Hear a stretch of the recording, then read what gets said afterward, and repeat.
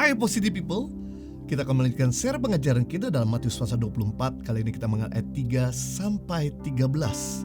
Ketika Yesus duduk di atas bukit Zaitun, datanglah murid-murid-Dia kepadanya untuk bercakap-cakap sendirian dengan Dia. Kata mereka kepadanya, "Katakan kepada kami kapan semuanya itu akan terjadi, dan apakah tanda kedatanganmu dan tanda kesudahan dunia?" Jawab Yesus kepada mereka, "Waspadalah supaya jangan ada orang yang menyesatkan kamu. Sebab banyak orang yang akan datang dan memakai namaku dan menyebut mereka adalah Mesias. Mereka menyesatkan banyak orang. Kamu akan mengabarkan kabar tentang perang dan deru perang. Berawas-awaslah dan janganlah kamu gelisah. Semua itu harus terjadi, tetapi itu belum kesudahannya. Sebab bangsa akan bangkit melawan bangsa, dan kerajaan melawan kerajaan. Akan datang kelaparan, gempa bumi yang terjadi di berbagai tempat. Akan tetapi semuanya itu barulah permulaan penderitaan menjelang zaman baru. Pada waktu itulah kamu akan diserahkan dan disiksa, dan kamu akan dibunuh dan akan dibenci oleh semua bangsa oleh karena namaku. Dan banyak orang akan murtad, dan banyak orang akan saling menyerahkan dan saling benci. Banyak nabi palsu akan muncul dan menyesatkan banyak orang. Dan karena makin bertambahnya kedurhakaan, maka kasih kebanyakan orang akan menjadi dingin. Tetapi orang yang bertahan sampai kesudahannya akan diselamatkan." Kedatangan Yesus yang kedua bukanlah suatu misterius. Bukan sesuatu misteri yang tidak dapat disingkapkan. Karena jauh sebelum Yesus kembali, Yesus sudah menjelaskan segala sesuatu tentang apa yang terjadi. Memang kita harus mengerti tentang perbedaan antara Yesus datang bagi orang benar dan Yesus datang bagi orang berdosa. Karena kedatangan Yesus bagi orang berdosa dikatakan dalam Alkitab sebagai pencuri yang datang pada waktu malam hari, pada saat yang tidak terduga, pada saat orang gak sadar. Di saat kamu berpikir aman, disitulah tiba kesudahannya. Tetapi sebaliknya bagi orang yang percaya, Alkitab berkata Yesus datang sebagai mempelai pria yang menjemput mempelai wanita. Berarti di satu sisi bagi orang dunia kedatangan Yesus ada sesuatu yang menakutkan, yang mengerikan. Tetapi bagi orang percaya kedatangan Yesus merupakan peristiwa yang sangat menyukakan hati. Nah saudaraku kekasih dalam Tuhan, apa sebetulnya tanda-tanda kedatangan Yesus atau tanda-tanda daripada akhir zaman? Yang pertama, tanda daripada akhir zaman kedatangan Yesus. Yang pertama adalah munculnya penyesat. Matius 24 ayat 4-5. Yang menggunakan nama Tuhan, yang mengaku dirinya Mesias. Penyesat yang demikian susah dikenali karena ia menggunakan atribut-atribut kekristenan dan ajarannya mirip dengan ajaran kekristenan. Yesus menasihatkan kita untuk waspada supaya tidak disesatkan. Nah, penyesat yang muncul, yang pertama adalah pengajar-pengajar sesat. Yang kedua, nabi-nabi palsu. Dan yang ketiga, Mesias palsu yang menyampaikan pesan yang kelihatannya bagus, enak didengar, melakukan pekerjaan-pekerjaan spektakuler, tapi motifnya untuk kepentingan diri sendiri dan bukan untuk kepentingan umat Tuhan dan kemuliaan Tuhan. Saya teringat dengan cerita Nabi Bileam bin Sipora. Bileam seorang sejarawan mengatakan bahwa dia adalah tukang peramal, tukang tenun. Dia memiliki kemampuan untuk meramal dan menyihir. Dalam Bilangan pasal 22, di akhir 40 tahun perjalanan bangsa Israel di padang gurun hendak masuk tanah perjanjian, saat bangsa Israel berada di daratan Moab seberang sungai Yordan, Raja Moab gelisah yang bernama Balak kemudian mendatangi Nabi Bileam dengan segala upeti emas dan perak agar Bileam mengutuk bangsa Israel. Awalnya Bileam gengsi menolak, tetapi karena digoda dengan upeti yang lebih banyak berkali-kali, akhirnya Bileam tergoda untuk mengutuk bangsa Israel. Di dalam perjalanan Bileam menggunakan keledai yang ditungganginya untuk mengutuk bangsa Israel. Tiba-tiba keledai tersebut berhenti. Bileam sempat pukul 1 kali, 2 kali, dan 3 kali. Akhirnya keledai itu mulai bicara. "Tuhan bukakan mulutnya. Kenapa kamu pukul aku?" Bileam kemudian berkata, "Aku suruh kamu jalan, tidak jalan. Kamu gak lihat? Kamu kan nabi. Di depan itu ada malaikat sedang bawa pedang. Kalau aku maju kau mati." Lalu sadarlah Bileam bahwa ternyata keledainya bisa punya penglihatan, sedangkan dia sebagai seorang nabi tidak bisa lihat. Satu gambaran orang kalau udah hatinya, motifnya gak benar, maka dia buta akan kebenaran. Dia buta untuk melihat kemuliaan Tuhan. Singkat cerita, Bileam kemudian didatengin Balak kembali, diiming-iming dan sebagainya untuk mengutuk. Dan kemudian Bileam berhasil untuk mengutuk bangsa Israel. Tapi karena bangsa Israel dilindungi Tuhan, sehingga kutuknya tidak mempan kepada bangsa Israel. Luar biasa. Orang yang hidup di dalam Tuhan dan Tuhan di dalam kita, kutuk, hujatan, maki-makian tidak akan pernah bisa merusak kehidupan kita. Selama hati kita tidak pahit, selama kita mengampuni, maka Tuhan akan melindungi kita dan memagari kita, sehingga kutuk itu tidak akan pernah mempan kepada kita. Amazing, seperti bangsa Israel. Akhirnya karena Bileam udah terus digoda dengan banyaknya upeti, Bileam mengusulkan sebagai seorang nabi kepada Balak agar mengirimkan wanita-wanita Moab yang cantik-cantik dan menikahi laki-laki Ibrani, dan kemudian mulai membawa mereka kepada penyembahan berhala.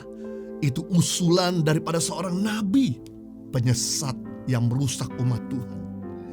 Mungkin kita gak termakan hari-hari ini oleh pengajaran sesat karena kita udah mengerti firman Tuhan, kita udah cukup dewasa. Tapi hati-hati, iblis menggunakan cara yang lebih ampuh untuk menyesatkan kita dengan menggoda kita dengan tawaran-tawaran dunia seperti gata, harta, takhta, dan wanita yang membuat kita akhirnya meninggalkan Tuhan.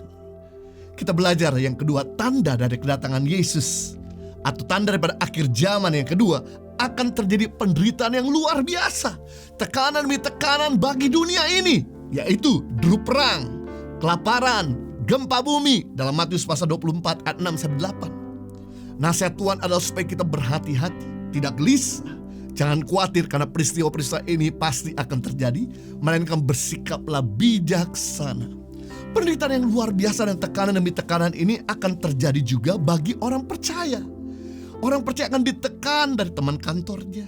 Orang percaya akan disingkirkan dari pelayanannya, pekerjaannya. Orang percaya akan dibuat menjadi begitu frustasi, sehingga ia akan dibuat mundur dari Tuhan dan rela menukarkan imannya.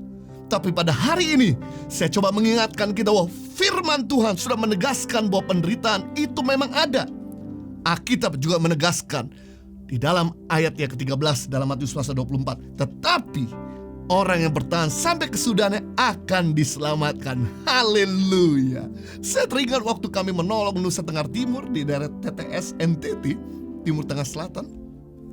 Waktu kami menolong anak-anak di sana yang susah makan, masyarakat di sana, kami mendengar kabar bahwa ada satu desa yang termasuk desa yang sukar, miskin, kering, tandus, masyarakat itu susah makan, dan mereka semua rata-rata tinggal di rumah gubuk, rumah bulat. Dan kemudian dari pihak seberang mulai menawarkan bantuan dengan memberikan makan, memberikan semua kebutuhan sembako, dan bahkan juga membangunkan rumah mereka untuk mereka bisa punya rumah yang layak tinggal. Akhirnya hampir sebagian besar masyarakat itu pindah kepercayaan. Hanya ada satu keluarga yang tetap memegang kepercayaan yang tidak pindah. Dan dia udah terus ditekan dari sekelilingnya, udah diajak, tapi dia tetap bertahan. Walaupun dia harus hidup miskin, walaupun dia hidup susah, kehujanan, karena rumahnya gubuk, walaupun dia gak bisa makan seperti yang lain. Ketika kami dengar berita itu, dia bertahan pada kesudahannya. Langsung kami datangi keluarga itu, dan kemudian kami langsung tolong membangunkan rumah layak tinggal, membantukan dia kios, sehingga dia bisa berdagang. Lewat jualannya, dia bisa membantu untuk bisa menghidupkan keluarganya. Dan puji Tuhan, hari ini lewat iman kepercayaannya di tengah-tengah penderitaan, membuat dia diselamatkan, membuat dia diberkati Tuhan.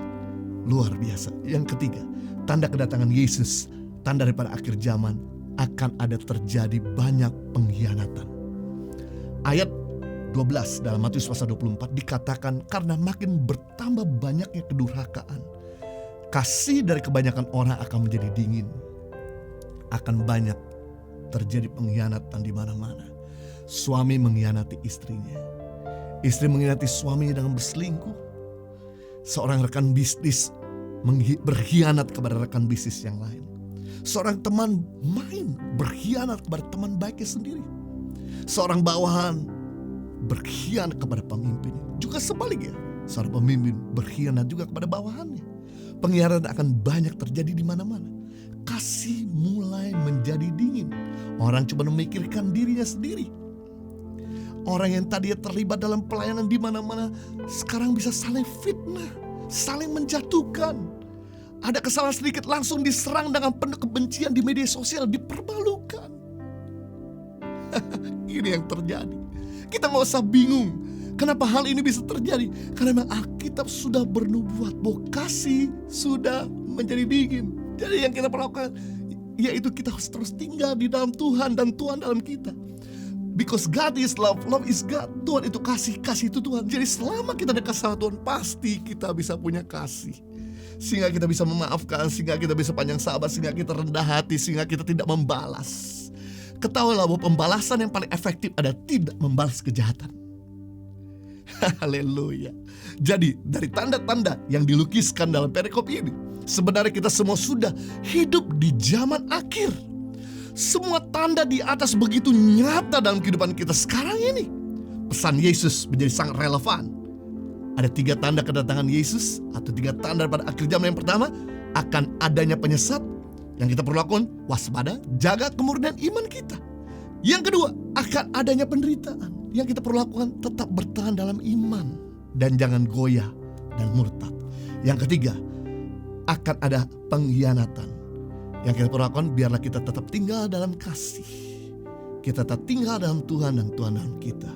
Maka kita bisa mengatasi semua keadaan yang sangat-sangat tidak bersahabat.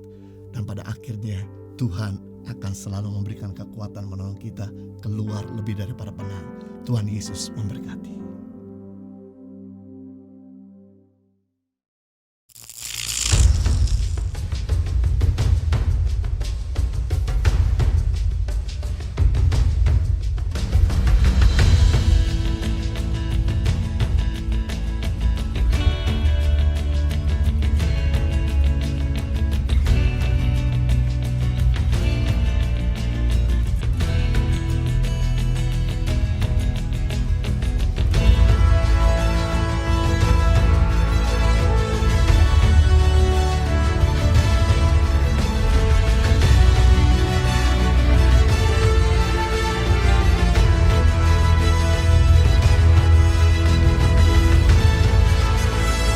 Suka duka, perjuangan guru tangan pengharapan dalam membangun pendidikan di pedalaman Indonesia.